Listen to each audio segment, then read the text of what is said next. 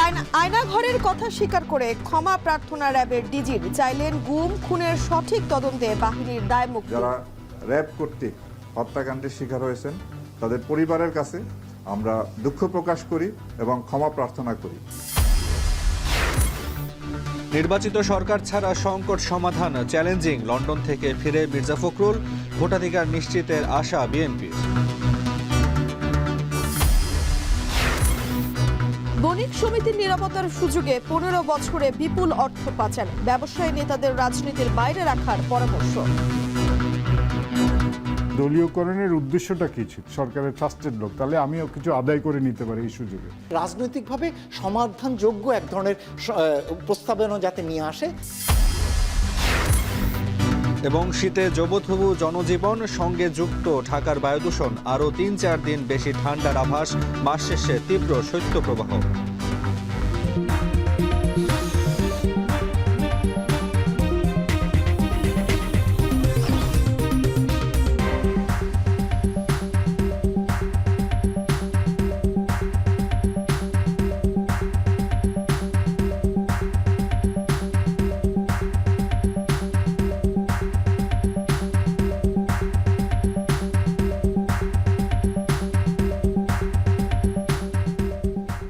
স্বাগত এখন দুপুরে, আপনাদের সঙ্গে আছি আমরা দুজন, আমি তানজিলা খান মিম এবং আমি তাসওয়ার নাফি।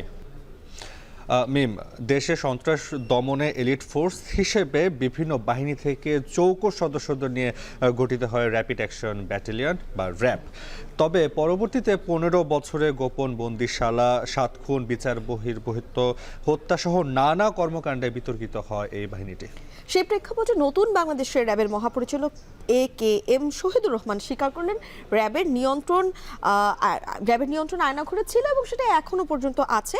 সাংবাদিকদের সাথে মতবিনিময়ে ডিজি বলেন, গুম খুনের সঠিক তদন্তের মাধ্যমেই কিন্তু এই বাহিনীকে দায়মুক্ত করা সম্ভব। বিস্তারিত জানাবেন রকিবুল রাহাত। দেশের আইন শৃঙ্খলার উন্নতি, সন্ত্রাস ও জঙ্গি দমনের প্রতিশ্রুতি নিয়ে তৎকালীন বিএনপি সরকারের শাসনামলে 2004 সালে প্রতিষ্ঠা হয়েছিল র্যাপিড অ্যাকশন ব্যাটালিয়ন র্যাব। শুরুতে সাফল্য পেলেও নানান নেতিবাচক কর্মকাণ্ডে বিতর্কিত হতে থাকে এই বাহিনী। নারায়ণগঞ্জে 2004 সালে প্যানেল মেয়র ও একজন আইনজীবী সহ 7 জনকে খুনের ঘটনায় র্যাবের 11 শীর্ষ কর্মকর্তা জড়িত ছিলেন। গেল 15 বছরে মানবাধিকার লঙ্ঘন, বিচার বহির্ভূত হত্যাকাণ্ড, গুম ও চাঁদাবাজির সঙ্গে জড়িত হয়ে আইনের রক্ষক হয়েও ভক্ষক হিসেবে সমালোচিত হয় বাহিনীটি। এসব কারণে র্যাবের উপর নিষেধাজ্ঞা দেয় যুক্তরাষ্ট্র। কিন্তু কর্তৃত্ববাদী আওয়ামী লীগ সরকার যুক্তরাষ্ট্রের এই পদক্ষেপের সমালোচনা করে ক্ষমতা থাকাকালীন পর্যন্ত। সম্প্রতি বিএনপি পুলিশ সংস্কার কমিশনে র্যাব বিলুপ্তির সুপারিশ করে। অন্তর্বর্তী সরকার দায়িত্ব নেয়ার পর গত 7ই আগস্ট পরিবর্তন করা হয় র্যাবের মহাপরিচালক। এমন প্রেক্ষাপটে বৃহস্পতিবার সংবাদ সম্মেলনে আসেন বাহিনীটির মহাপরিচালক AKM শহীদুর রহমান। বিগত দিনে বাহিনীর বিতর্কিত কর্মকাণ্ডের জন্য ক্ষমা চান দেশবাসী ও নির্যাতিতদের কাছে। র্যাবের বিরুদ্ধে বেশ কিছু অভিযোগ আছে, গুম, খুন, তারপরে আপনার অপহরণ, এই ধরনের বেশ কিছু অভিযোগ আমাদের প্রতি আছে। তা আমি আপনাদের মাধ্যমে দেশবাসীকে জানাতে চাই যে র্যাব সৃষ্টির পর আজ পর্যন্ত যে সমস্ত জনগণের যারা র্যাব দ্বারা নির্যাতিত বা অত্যাচারিত হয়েছেন তাদের কাছে, এবং যারা হত্যাকাণ্ডের শিকার হয়েছেন, যেমন নারায়ণগঞ্জের 7 খুন সহ যারা র্যাব কর্তৃক হত্যাকাণ্ডের শিকার হয়েছেন তাদের পরিবারের কাছে আমরা দুঃখ প্রকাশ করি এবং ক্ষমা প্রার্থনা করি। গুম ও খুনের অভিযোগ স্বীকার করে এসব ঘটনার সুষ্ঠু তদন্ত করে বিচারের মাধ্যমে র্যাবের দায় মুক্তি চান র্যাব মহাপরিচালক। আমাদের বিরুদ্ধে যে অভিযোগ আছে তার সুষ্ঠু তদন্ত হবে এবং এর বিচার হবে, এবং এইভাবেই আমাদের দায় মুক্তি সম্ভব। অন্য কোনোভাবেই আমরা এই দায় থেকে মুক্ত হতে পারবো না। এ সময় র্যাবের শতাধিক গোপন বন্দিশালা বা কথিত আয়নাঘরের কথাও স্বীকার করেন মহাপরিচালক। বলেন, র্যাবের কেউ আইন হাতে তুলে নিলে ব্যবস্থা নেওয়া হবে। র্যাবে যে আয়নাঘরের যে বিষয়টা এসেছে সেটা আপনার এটা তো ছিল, আছে, এবং কমিশন আমাদেরকে নির্দেশ দিয়েছেন যে যা অবস্থায় আছে ওই অবস্থায় রাখার জন্য। কোথাও এখন কোন রকম যেন কোনো পরিবর্তন না করা হয়। অ্যাকর্ডিংলি আমরা ঠিক ওইভাবেই রেখেছি যা যেভাবে ছিল অতীতে। প্রতিষ্ঠার শুরু থেকে জঙ্গি আটক নাটক কিনা এমন প্রশ্নের জবাব কিছুটা এড়িয়ে গিয়ে জানান জঙ্গিদের তৎপরতা ছিল। রকিবুল রাহাত, এখন, ঢাকা। অন্তর্বর্তী সরকারের প্রতি রাজনৈতিক দলগুলোর সমর্থন আছে জানিয়ে বিএনপি মহাসচিব বলেন, নির্বাচিত সরকার ছাড়া সংকট সমাধান চ্যালেঞ্জিং। সকালে লন্ডন থেকে ফিরে আরও জানান, মামলা শেষ হলে বিএনপির ভারপ্রাপ্ত চেয়ারম্যান তারেক রহমান দেশে ফিরবেন। এদিকে রাজধানীতে আলাদা অনুষ্ঠানে বিএনপির শীর্ষ নেতারা বলেন, ফ্যাসিবাদ বিদায় হলেও গণতন্ত্র প্রতিষ্ঠা হয়নি। স্বৈরাচার হাসিনাকে আশ্রয় দিয়ে ভারত বাংলাদেশকে অস্থিতিশীল করার চেষ্টা চালাচ্ছে। বিস্তারিত জানাচ্ছেন জাওয়াত মাহমুদ। বিএনপির ভারপ্রাপ্ত চেয়ারম্যান তারেক রহমানের সঙ্গে সাক্ষাৎ ও স্ত্রী রাহা তারা বেগমের চিকিৎসার জন্য লন্ডন সফর শেষে ১.৫ সপ্তাহ পরে দেশে ফিরলেন দলটির মহাসচিব মির্জা ফখরুল ইসলাম আলমগীর। হযরত শাহজালাল আন্তর্জাতিক বিমানবন্দরে সাংবাদিকদের মুখোমুখি হয়ে মির্জা ফখরুল বলেন, রাজনৈতিক দলগুলো সরকারকে সমর্থন করছে, ন্যূনতম সংস্কার করে নির্বাচন দেওয়ার কথাও বলেন তিনি। রাজনৈতিক দলগুলো সবসময়ই এই অন্তর্বর্তী সরকারকে সমর্থন করেছে এবং সমর্থন করার উদ্দেশ্য একটা আছে, সেটা হচ্ছে গণতন্ত্রকে পুরো প্রতিষ্ঠা করা। আমরা এখনো বলছি যে আমরা ন্যূনতম সংস্কারগুলো করে নির্বাচন দেওয়ার জন্য, এই জন্যে যে বাংলাদেশে যে সমস্যাগুলো তৈরি হচ্ছে, এই সমস্যাগুলো নির্বাচিত সরকার ছাড়া সমাধান করা বেশ চ্যালেঞ্জিং। বিএনপির ভারপ্রাপ্ত চেয়ারম্যান তারেক রহমানের দেশে ফেরা নিয়ে সাংবাদিকদের প্রশ্নোত্তরে তিনি বলেন, মামলার কার্যক্রম শেষ হলেই ফিরবেন তারেক রহমান। আরও বলেন, দেশে যেসব সমস্যা তৈরি হচ্ছে তা নির্বাচিত সরকার ছাড়া সমাধান সম্ভব নয়। ওনার যখন সুযোগ হবে, অর্থাৎ আপনার মামলা মোকদ্দমাগুলো শেষ হয়ে চলে আসবে। একই সাথে ভারতের সাথে চলমান সম্পর্কের সংকট বিষয়ে প্রশ্ন করলে বিএনপি মহাসচিব আলোচনার মাধ্যমেই ভারতের সাথে সমস্যা সমাধানের আশাবাদ ব্যক্ত করেন। আলোচনার মধ্যে দিয়ে তো সমাধান হবে, এগুচ্ছে তো। এদিকে রাজধানীর আবহাওয়া যখন বার্তা দিচ্ছে শীত জেঁকে বসেছে নগরীতে, তখন জাতীয়তাবাদী কৃষক দল তাদের ৪৪তম প্রতিষ্ঠাবার্ষিকীতে নয়াপল্টনে বিএনপির কেন্দ্রীয় কার্যালয়ের সামনে আয়োজন করে শীতবস্ত্র বিতরণ কর্মসূচি। প্রধান অতিথির বক্তব্যে বিএনপির স্থায়ী কমিটির সদস্য নজরুল ইসলাম খান বলেন, ফ্যাসিবাদ বিদায় হলেও গণতন্ত্র প্রতিষ্ঠা হয়নি। আগের মতো বিনা ভোটে না, রাতের ভোটে না, দামি ভোটে না, জনগণের ভোটে একটা সরকার নির্বাচনের ব্যবস্থা করবে। আমরা আশা করব শিগগিরই এই পরিবর্তন সম্পূর্ণ হবে। আমরা ফ্যাসিবাদের পতন ঘটিয়েছি, কিন্তু গণতন্ত্র এখনো কোনো প্রতিষ্ঠা করতে পারি নাই। অপরদিকে জাতীয় প্রেস ক্লাবে জাতীয়তাবাদী মুক্তিযোদ্ধা দল আয়োজিত আলোচনা সভায় দলের আরেক নীতি নির্ধারক হাফিজ উদ্দিন আহমেদ বলেন, স্বৈরাচার হাসিনাকে আশ্রয় দিয়ে ভারত বাংলাদেশকে অস্থিতিশীল করার চেষ্টা চালাচ্ছে। তিনি আবার তার সাবেক আশ্রয়স্থল ভারতে প্রবেশ করেছেন বাংলাদেশকে ধ্বংস করার জন্য, আনস্টেবল করার জন্য।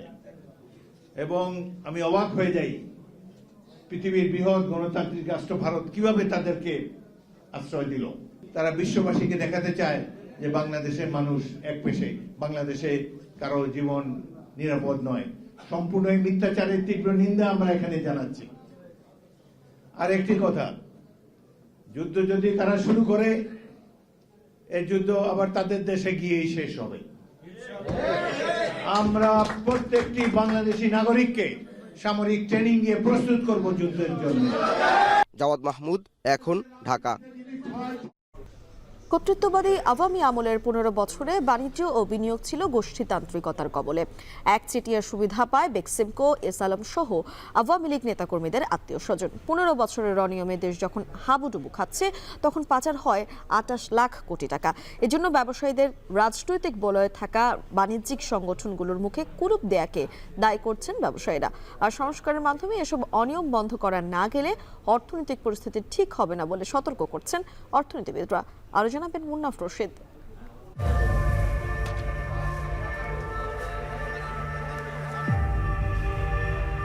মুক্তবাজার অর্থনীতি, যেখানে কারো হস্তক্ষেপ ছাড়াই নিশ্চিত হয় সবার অংশগ্রহণ। অর্থনীতির মুক্তবাজার নীতি অনুসরণ করা বাংলাদেশে গেল ১৫ বছরে আর্থিক ও বাণিজ্য খাতে কি সেই নীতির প্রতিফলন ছিল?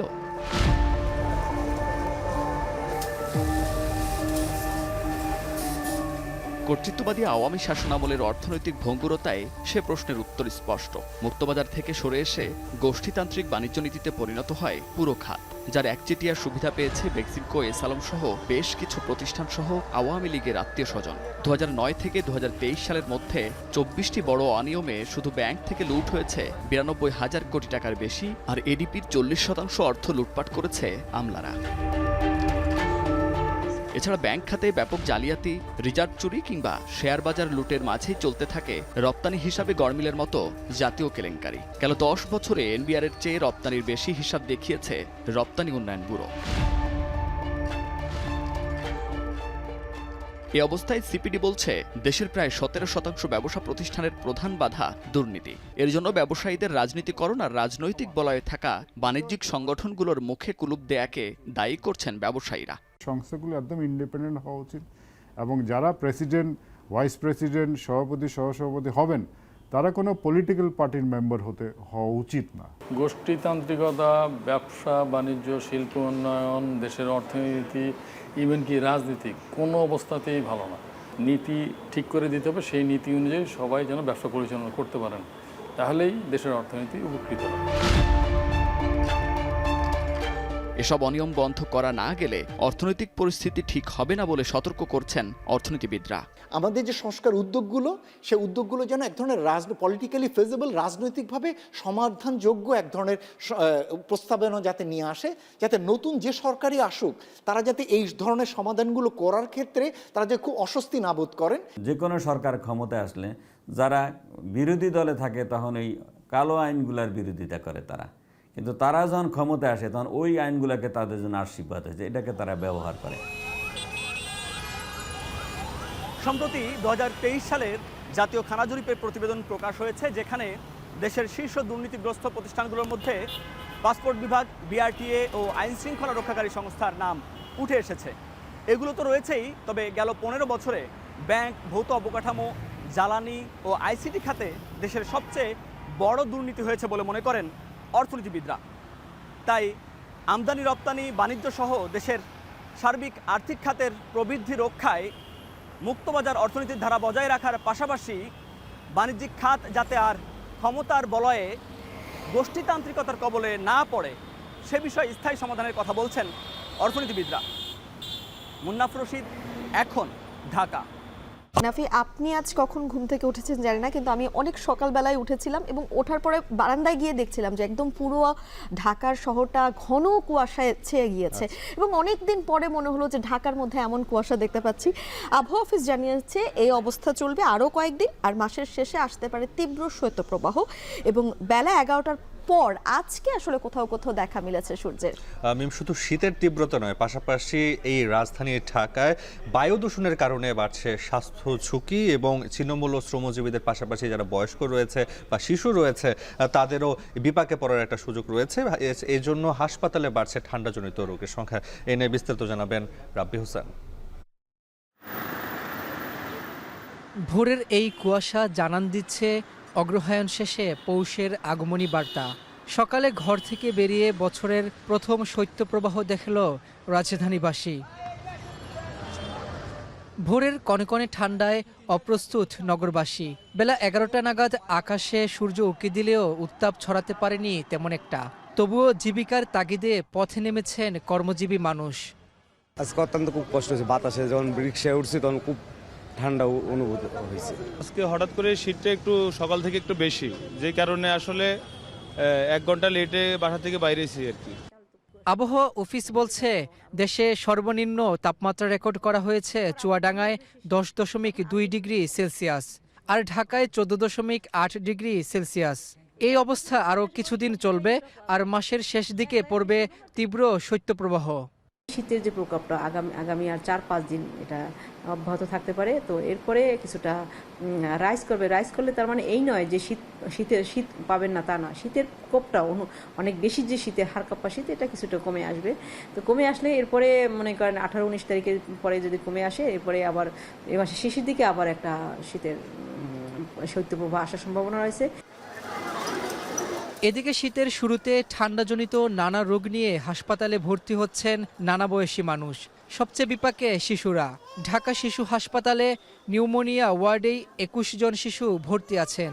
শীতের এই সময়ে চিকিৎসার পাশাপাশি পারিবারিক যত্ন প্রয়োজন বলছেন চিকিৎসকরা। ওর 3 মাস বয়সে এখানে আইসিইউতে ছিল, তারপর থেকেই সারে না নিউমোনিয়া, ব্রঙ্কোটাইটিস নিউমোনিয়া, তারপর লাঞ্চেও ইনফেকশন আছে। ডাক্তারে বলছে আর ফুসফুসিতে সমস্যা, লাঞ্চের সমস্যা, ওটা মনে করেন যে চিকিৎসা তো করতেছে। বাচ্চাদেরকে অবশ্যই গরম কাপড় পরাতে হবে, আবার এত বেশি গরম কাপড় পরানো যাবে না যে বাচ্চা আবার ভিতরে ঘেমে যায়, এটা একটু খেয়াল করতে হবে। তাদের অ্যালার্জি আছে, তারা যখন বাইরে যাবে অবশ্যই মুখে মাস্ক ইউজ করতে হবে, হ্যাঁ, কারণ এই ঠান্ডা বাতাসটা আস্তে আস্তে কোল্ড যেটা সেটা হচ্ছে কাশির উদ্রেক করবে, অ্যালার্জিক উদ্রেক করবে। অন্যদিকে বৈশ্বিক বায়ুমান পরিমাপক প্রতিষ্ঠান আইকিউএয়ার বলছে বৃহস্পতিবার বায়ুমানে বিশ্বের 126 নগরীর মধ্যে তৃতীয় অবস্থানে রয়েছে ঢাকা। সকাল 10টার মধ্যেই বায়ুর মান ছুঁয়েছে 200-র ঘরে। এই মানটা নর্মালি 0 থেকে 50-এর মধ্যে থাকার কথা। ঢাকার এটার মান প্রায় 300-র উপরে চলে যায় এবং অস্বাস্থ্যকর, এবং পৃথিবীর অনেক জায়গায় যদি এরকম যায় তাহলে তারা একটা দুর্যোগ ঘোষণা করে বা একটা অ্যালার্ট সৃষ্টি করে জনগণের মধ্যে, যাতে তারা সচেতন হয় বায়ু দূষণের জন্য। সেটা আমাদের এখানে খুবই খারাপ অবস্থা ঢাকাতে। নগরীর বাতাস অস্বাস্থ্যকর হওয়ায় বাসযোগ্যতা হারাচ্ছে ঢাকা, যে কারণে দিন দিন রাজধানীর জনজীবন দুর্বিষহ হয়ে পড়েছে বলে পর্যবেক্ষণ পরিবেশবিদদের। রাব্বি হোসেন, এখন, ঢাকা। মিম, আমরা রাজধানীর শীতের খবর শুনছিলাম, শুধু রাজধানীর না, রাজধানীর বাইরে বিশেষ করে উত্তরের জনপদে জেঁকে বসেছে শীত। দিন দিন নামছে তাপমাত্রার পারদ এবং হিমশীতে বাড়ছে খেটে খাওয়া ও ছিন্নমূল মানুষের দুর্ভোগ। এবং হাসপাতালগুলোতেও কিন্তু আসলে এই যে শীতকালীন যেই ধরনের সিজনাল রোগ আমরা যেটা বলে থাকি, সেই রোগীর সংখ্যা প্রতিনিয়ত বাড়ছে। হাসপাতালগুলোতেও সেই চাপ সামলাতে হচ্ছে। পাশাপাশি আপনি দিনমজুরদের কথা বলছিলেন, যারা যানবাহন চালিয়ে আসলে জীবিকা নির্বাহ করে কিংবা কাজের জায়গায় যানবাহন চালিয়ে যেতে হয়, আপনি নিজেও বাইক চালান, আপনি বুঝতে পারবেন আসলে এই ধরনের প্রতিকূল আবহাওয়াতে যানবাহন চালানোটা আসলে কি ধরনের কুয়াশাচ্ছন্ন বা প্রতিবন্ধকতা সৃষ্টি হয়ে থাকে। প্রতিনিধিদের তথ্য ছবিতে আমরা বিস্তারিত দেখব প্রতিবেদনে। অগ্রহায়ণের শেষে এসে দেশের বিভিন্ন স্থানে বইছে মৃদু শৈত্যপ্রবাহ। ঘন কুয়াশায় বেলা গড়ালেও অনেক স্থানে মিলছে না সূর্যের দেখা।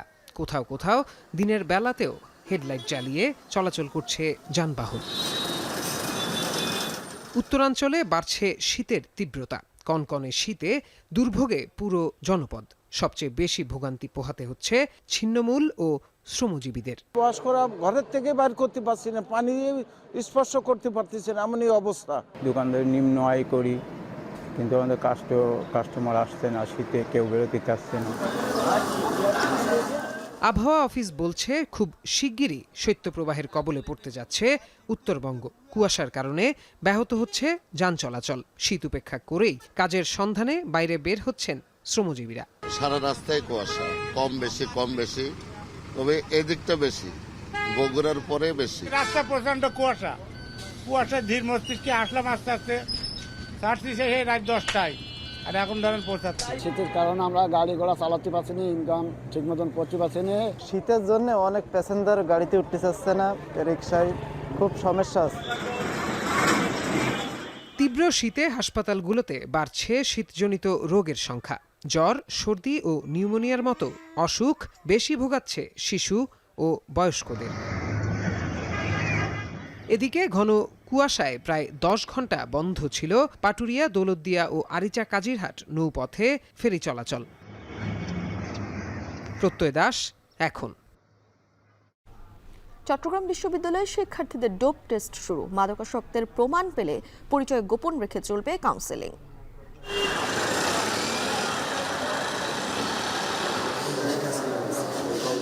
পজিটিভ আসবে তাদেরকে সিট বাতিল করে দিবে, তাহলে দেখা যাবে যে পরবর্তীতে আমাদের হলটা একদম শৃঙ্খলাবদ্ধ হয়ে যাবে। প্রত্যাশা করব প্রশাসনের নিকট যে পরবর্তীতে অন্তত এই ধারাটা যেন অব্যাহত থাকে। চিটাগং বিশ্ববিদ্যালয়কে মাদক মুক্ত করার জন্য, সন্ত্রাস মুক্ত করার জন্য বিভিন্ন ব্যবস্থা নিচ্ছে, এটা হচ্ছে তারই একটা অন্যতম মাইল ফলক। সাবেক প্রতিমন্ত্রী জুনায়েদ আহমেদ পলককে জিজ্ঞাসাবাদে তদন্ত সংস্থাকে অনুমতি দিয়েছেন আন্তর্জাতিক অপরাধ ট্রাইব্যুনাল। একই সঙ্গে যাত্রাবাড়ি থানার সাবেক ওসি আবুল হাসানকেও জিজ্ঞাসাবাদ করারও অনুমতি দেওয়া হয়েছে। পলককে 18 ডিসেম্বর ও আবুল হাসানকে 15 ডিসেম্বর জিজ্ঞাসাবাদ করা হবে। আন্তর্জাতিক অপরাধ ট্রাইব্যুনালের চেয়ারম্যান বিচারপতি গোলাম মর্তুজা মজুমদারের নেতৃত্বাধীন 3 সদস্যের ট্রাইব্যুনাল এই আদেশ দেন। শুনানিতে ট্রাইব্যুনাল জানতে চান পরোয়ানা জারি করা পুলিশ কর্মকর্তারা কিভাবে পালিয়ে যাচ্ছে, অনেক আসামিকে গ্রেপ্তার করা হচ্ছে না কেন সে ব্যাপারেও জানতে চান। পরোয়ানা জারি করা আসামিদের গ্রেপ্তারে আইন শৃঙ্খলা বাহিনীর পদক্ষেপ 1 সপ্তাহের মধ্যে ট্রাইব্যুনালকে জানাতে বলা হয়েছে। জুলাই আগস্টের আন্দোলনে ইন্টারনেট বন্ধ করা সহ বিভিন্ন পদক্ষেপ সম্পর্কে সাবেক আইসিটি প্রতিমন্ত্রী পলককে জিজ্ঞাসা করার প্রয়োজন মনে করে তদন্ত সংস্থা। আদালত থেকে গ্রেপ্তারি পরোয়ানা জারি হওয়ার পরেও অনেক পুলিশ অফিসার দায়িত্বে ছিলেন, দায়িত্বে থাকেন, কিন্তু যখনই ওয়ারেন্টটা ইস্যু হয় তারপরের থেকে তাদেরকে আর পাওয়া যায় না। আদালতের আদেশ পাওয়ার পরে আসামিদের গ্রেপ্তার করা বা না করার ব্যাপারে আইন শৃঙ্খলা রক্ষাকারী বাহিনীর কি ভূমিকা, সেই ব্যাপারে 7 দিনের মধ্যে একটা রিপোর্ট দেওয়ার জন্য আদালত বলেছেন। জুলাই আগস্টে ছাত্র জনতার উপরে সংগঠিত যে গণহত্যা, মানবতা বিরোধী অপরাধ, সেগুলোর পরিকল্পনা বাস্তবায়নের ব্যাপারে সরাসরি দায়িত্বপ্রাপ্ত ছিলেন এবং এটার সুপিরিয়র রেসপন্সিবিলিটি যার উপরে বর্তায় সেই সাবেক প্রধানমন্ত্রীর সাথে এই জোনায়েদ আহমদ পলকের ঘনিষ্ঠ সম্পর্ক ছিল এবং এই সব পরিকল্পনার ব্যাপারে তিনি জানতেন। সেই পরিকল্পনার ব্যাপারে বিস্তারিত তথ্য উদ্ঘাটনের জন্য তাকে জিজ্ঞাসাবাদ করা প্রয়োজন। চট্টগ্রামের রাষ্ট্রদ্রোহ মামলায় গ্রেপ্তার চিন্ময় দাসের জামিন শুনানির দিন এগিয়ে আনতে আদালতে আবেদন করেছেন সুপ্রিম কোর্টের আইনজীবী রবীন্দ্র ঘোষ। সকালে চট্টগ্রাম মহানগর দায়রা জজ সাইফুল ইসলামের আদালতে এই আবেদন করেন তিনি। তবে আদালত জানিয়েছে আবেদন গ্রহণ করা হলেও স্থানীয় ওকালতনামা না আনা পর্যন্ত শুনানি গ্রহণ সম্ভব নয়। এর আগে গত 3 ডিসেম্বর একই আদালতে চিন্ময় কৃষ্ণের জামিন শুনানির দিন আগামী 2 জানুয়ারি নির্ধারণ করা হয়েছিল। 31 অক্টোবর চিন্ময়ের বিরুদ্ধে জাতীয় পতাকা অবমাননার অভিযোগ এনে রাষ্ট্রদ্রোহ মামলা করেন বিএনপির নেতা ফিরোজ খান। এরপর 25 নভেম্বর ঢাকা থেকে এই মামলায় তাকে কারাগারে পাঠান আদালত।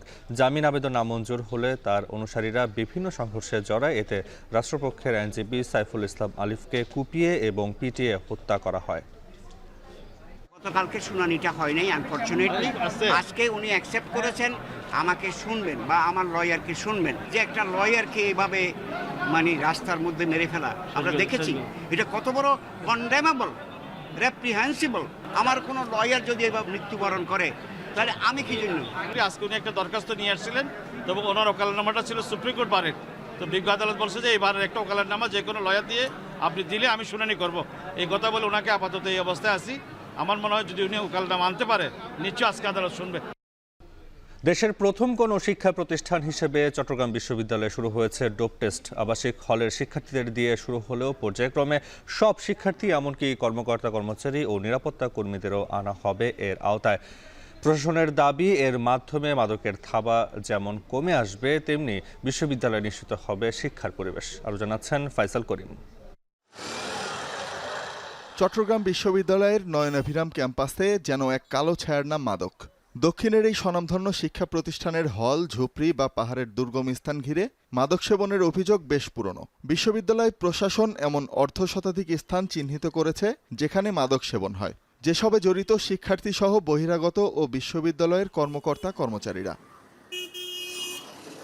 মাদকের এই দুর্নাম ঘোচাতে দেশের প্রথম কোনো শিক্ষা প্রতিষ্ঠান হিসেবে ডোপ টেস্ট শুরুর মতো অভূতপূর্ব কার্যক্রম শুরু করেছে চট্টগ্রাম বিশ্ববিদ্যালয়। বৃহস্পতিবার সকালে বিশ্ববিদ্যালয়ের এফ রহমান হলের শিক্ষার্থীদের দিয়ে শুরু হয় এই কার্যক্রম। প্রথম দিন ৭১ জনের নাম তালিকায় থাকলেও পরীক্ষার কারণে উপস্থিত হতে পারেননি ৩০ শিক্ষার্থী। তবে পর্যায়ক্রমে আবাসিক, অনাবাসিক সহ সব শিক্ষার্থীকে বাধ্যতামূলক আসতে হবে এই কার্যক্রমের আওতায়। পরীক্ষার আওতায় আসবে কর্মকর্তা কর্মচারীরাও। অনেক নেশাগ্রস্ত পোলাপান আছে যাদের কারণে আমাদের হলে থাকাটা আমাদের সমস্যা হয়, কিন্তু এখন যদি নেশাগ্রস্ত পোলাপানদের ডোপ টেস্টের মাধ্যমে হল থেকে ওদের সিট বাতিল করা হয়, আমাদের পড়াশোনার যে একটা ব্যাঘাত করতো আগে, এটা এখন আর হবে না। যাদের পজিটিভ আসবে তাদেরকে সিট বাতিল করে দিবে, তাহলে দেখা যাবে যে পরবর্তীতে আমাদের হলটা একদম শৃঙ্খলাবদ্ধ হয়ে যাবে। কেউ নেশা তেশা বিড়ি সিগারেট খাবে না, তাহলে স্টুডেন্টের জন্য তো এটাই কাম্য। বিশ্ববিদ্যালয়কে অবশ্যই ধন্যবাদ জানাই। আমি প্রত্যাশা করব প্রশাসনের নিকট যে পরবর্তীতে অন্তত এই ধারাটা যেন অব্যাহত থাকে। যুক্তরাষ্ট্রের অত্যাধুনিক কিট দিয়ে বিশ্ববিদ্যালয়ের নিজস্ব ল্যাবে পরীক্ষা করা হবে নমুনা, যা শনাক্ত করতে পারবে গাঁজা, ইয়াবা, অ্যালকোহল সহ 5 ধরনের মাদক। সরকারি হাসপাতাল থেকে 3 গুণ কম খরচে এই পরীক্ষা করার সুযোগ মিলছে। টেকনিক্যাল সাপোর্টস এবং লজিস্টিক্স আমাদের নিজেদেরই আছে, সো এইটা আমরা ছাত্রদের জন্য কমাতে পেরেছি। এর বাইরেও কিছু খরচ বিশ্ববিদ্যালয়কে বহন করতে হবে, সাবসিডাইজ করতে হবে। আমরা সেটুকু করবার জন্য বিশ্ববিদ্যালয় রাজি আছে বলেই রেডি আছে বলেই আমরা উদ্যোগটা এইভাবে হাতে নিয়েছি। ফলাফলে কোনো শিক্ষার্থীর শরীরে মাদক শনাক্ত হলে তাকে প্রাথমিকভাবে হল থেকে বহিষ্কার ও পরে কাউন্সিলিংয়ের আওতায় আনা হবে। এর মাধ্যমে হলগুলোতে মাদকের থাবা ও নৈরাজ্য যেমন কমে আসবে, তেমনি বিশ্ববিদ্যালয়েও নিশ্চিত হবে শিক্ষার সুন্দর পরিবেশ। চিটাগং বিশ্ববিদ্যালয়কে মাদক মুক্ত করার জন্য, সন্ত্রাস মুক্ত করার জন্য বিভিন্ন ব্যবস্থা নিচ্ছি। এটা হচ্ছে তারই একটা অন্যতম মাইল ফলক। টেস্টের আওতায় নিয়ে আসলে তো তারা তখন আর মাদক খেতে পারবে না। যদি চিহ্নিত হয় কেউ, তাকে আমরা সেরকম ছাত্র আমরা চাইবো না। অন্যান্য যে সমস্ত সরকারি বেসরকারি বিশ্ববিদ্যালয় আছে, তারাও যদি তাদের ছাত্রদেরকে মাদক মুক্ত রাখতে চান এবং ছাত্রদের কল্যাণ চান, তারাও এটাকে অনুসরণ করবে বলে আমাদের বিশ্বাস। বিশ্ববিদ্যালয়ের মেডিকেল সেন্টারে সকাল 9টা থেকে বেলা 12টা পর্যন্ত আগামী 1.5 থেকে 2 মাস এই কার্যক্রম চলবে। এখন চট্টগ্রাম। গাজীপুরে ট্রাকের চাপায় অটোরিকশার 4 যাত্রী নিহত হয়েছেন। বুধবার রাতে ঢাকা ময়মনসিংহ মহাসড়কের চান্দনা চৌরাস্তা এলাকায় বিআরটি ফ্লাইওভারের নিচে এই দুর্ঘটনা ঘটে। পুলিশ সূত্রে জানা যায়, একটি বেপরোয়া ট্রাক ও কাভার্ড ভ্যানের মাঝে চাপা পড়ে অটোরিকশাটি দুমড়ে মুচড়ে যায়। এ ঘটনায় অটোরিকশায় থাকা এক নারী ঘটনাস্থলে নিহত হন। গুরুতর আহত 3 জনকে উদ্ধার করে হাসপাতাল নেয়ার পথে তাদের মৃত্যু হয়। মরদেহ ময়না তদন্তের জন্য শহীদ তাজউদ্দিন আহমেদ মেডিকেলের মর্গে রাখা হয়েছে। নিহতদের মধ্যে 2 জনের পরিচয় মিলেছে। মেট্রোপলিটনের বাসন থানার উপপরিদর্শক জানান, এই ঘটনায় ট্রাক চালক ও তার সহকারী পালিয়ে গেছে। এ বিষয়ে আইনি ব্যবস্থা নেওয়া হচ্ছে।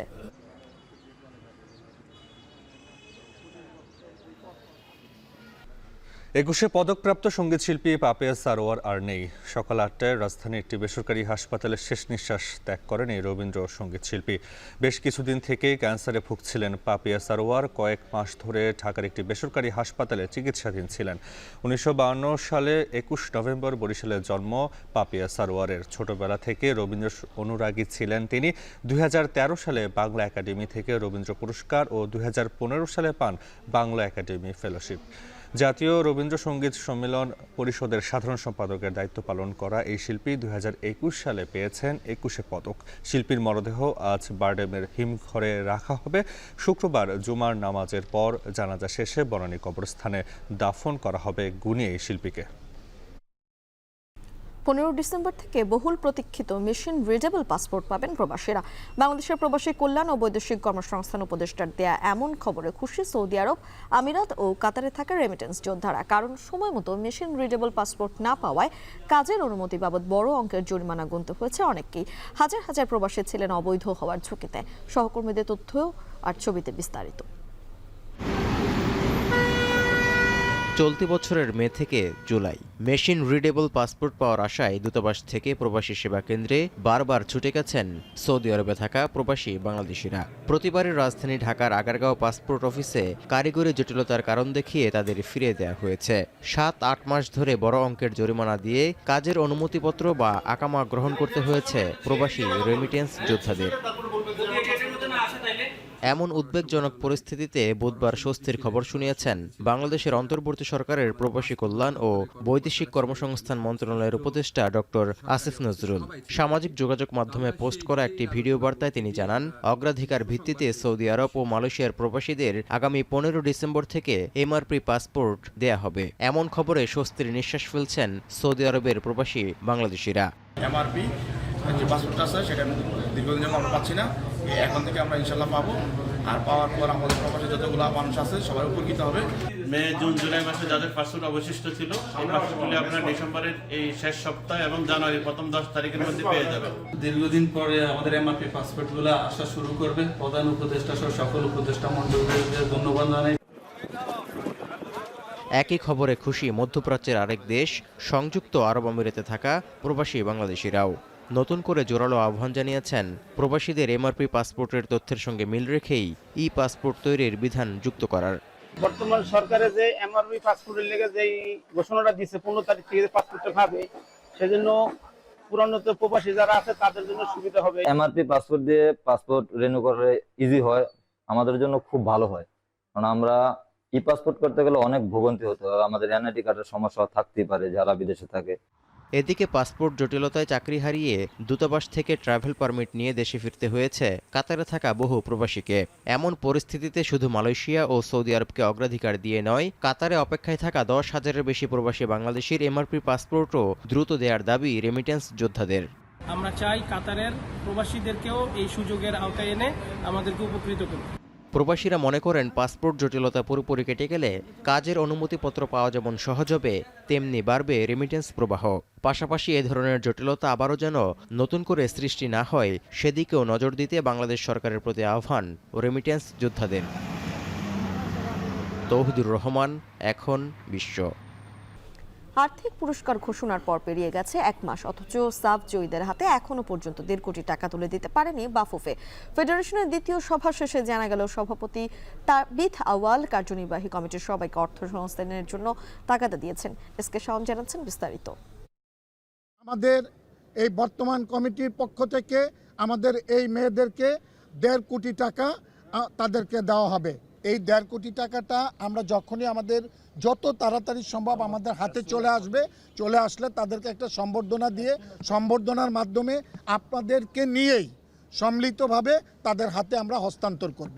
যত তাড়াতাড়ি সম্ভব সাবজয়ীদের আর্থিক পুরস্কার দেওয়ার কথা বললেও পেরিয়ে গেছে 1 মাস, অথচ এখন পর্যন্ত প্রতিশ্রুত অর্থ সাবিনাদের বুঝিয়ে দিতে পারেনি ফুটবল ফেডারেশন। বুধবার ছিল বাফুফের নতুন কমিটির দ্বিতীয় সভা। আমাদের যে পূর্বের আপনারা জানেন যে সেই সভাতেও 1.5 কোটি টাকা প্রদানের দিনক্ষণ চূড়ান্ত হয়নি। যদিও সভার আলোচ্যসূচিতে নারী ফুটবলারদের পুরস্কারের বিষয়টি ছিল না, তারপরও সে বিষয়টি উত্থাপন করেছেন বাফুফে সভাপতি। মেয়েদের সাপের যে টাকাটা, এটা নিয়ে আজকে আসলে আমাদের অনেকগুলো এজেন্ডা ছিল, 3 ঘন্টা আমাদের করা হয়েছে। তবে যেহেতু এটা আপনারা জানেন যে এই টাকাটা আমাদের ভিতর থেকেই দেওয়া হবে, সেহেতু আমাদেরকে একটু তাগাদা দেওয়া হয়েছে যাতে করে অতি তাড়াতাড়ি আমরা এটা দিয়ে দিতে পারি।